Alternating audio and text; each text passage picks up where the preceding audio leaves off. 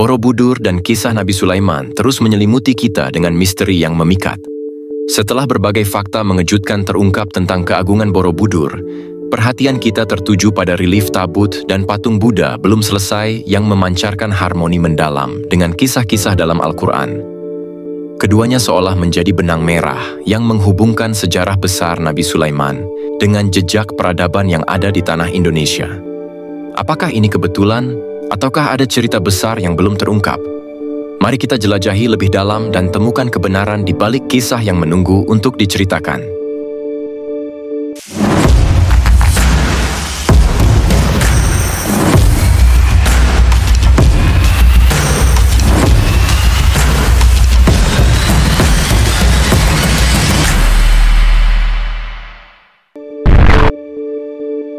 Surah Saba ayat 13 menyuguhkan kisah yang luar biasa.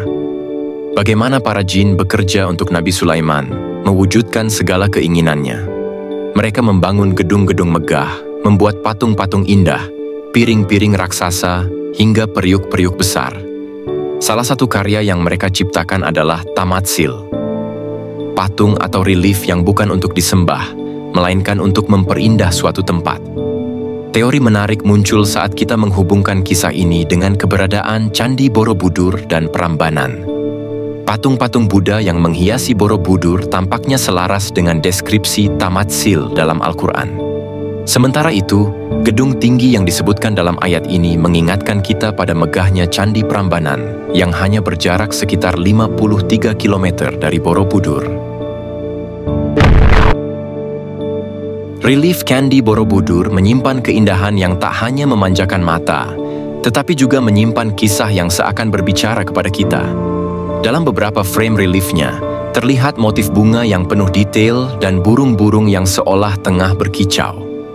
Tak hanya itu, ada juga relief hewan lain seperti gajah yang gagah, kuda yang lincah, babi, anjing, hingga monyet yang lucu. Hal ini mengingatkan kita pada kisah Nabi Sulaiman yang dianugerahi kemampuan luar biasa untuk berbicara dengan hewan dan memahami bahasa tumbuhan. Salah satu bukti yang menguatkan teori bahwa Borobudur adalah peninggalan Nabi Sulaiman terletak pada kisahnya dengan Ratu Balqis dan para pengikutnya. Dalam surah An-Naml ayat 22, burung hudhud melaporkan kepada Nabi Sulaiman tentang sebuah negeri yang tidak ia kenali namanya, Sabah. Di sana, ia mendapati Ratu Balqis beserta kaumnya tengah menyembah matahari. Menurut teori ini, tempat berkumpulnya manusia untuk menyembah matahari berada di Candi Ratu Boko, yang jaraknya hanya sekitar 36 km dari Borobudur. Sebuah jarak yang masuk akal untuk ditempuh oleh burung dalam sekali terbang. Kisah ini semakin menarik saat kita mengaitkannya dengan surat Nabi Sulaiman kepada Ratu Balqis yang ditulis di atas pelat emas, melambangkan kekayaan dan kebijaksanaan Nabi Sulaiman, sebagaimana dijelaskan dalam surah An-Naml ayat 30. Keajaiban ini terasa semakin nyata saat ditemukan lafaz basmalah di sebuah kolam di Candi Ratu Boko, mengingatkan kita pada awal surat Nabi Sulaiman yang berbunyi Bismillahirrahmanirrahim. Innahu min Sulaiman, innahu min Sulaiman wa innahu bismillahirrahmanirrahim. Ada satu lagi kisah menarik yang memperkuat teori jejak Nabi Sulaiman dan Ratu Balqis di Indonesia. Di Candi Borobudur, terdapat satu area kosong di mana stupa seharusnya berada, tetapi tak ada di tempatnya. Legenda menyebut bahwa satu stupa tertinggal di keraton Ratu Boko.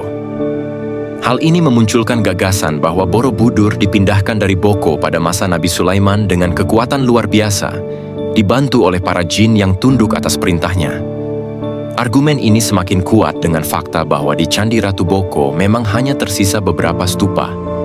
Keberadaan stupa yang sedikit ini seolah mendukung teori bahwa Ratu Boko adalah istana Ratu Saba yang dipindahkan sesuai perintah Nabi Sulaiman. Sekali lagi, ini selaras dengan ayat Al-Quran dalam surah Saba ayat 16, yang menggambarkan bangunan yang hanya menyisakan sedikit peninggalan. Apakah ini menjadi tanda bahwa keajaiban Nabi Sulaiman benar-benar pernah menyentuh bumi Nusantara? Jejak ini membawa kita pada perjalanan lintas waktu, menyelami rahasia besar yang menghubungkan keajaiban Borobudur, Ratu Boko, dan kekuatan ilahi yang pernah mewarnai sejarah.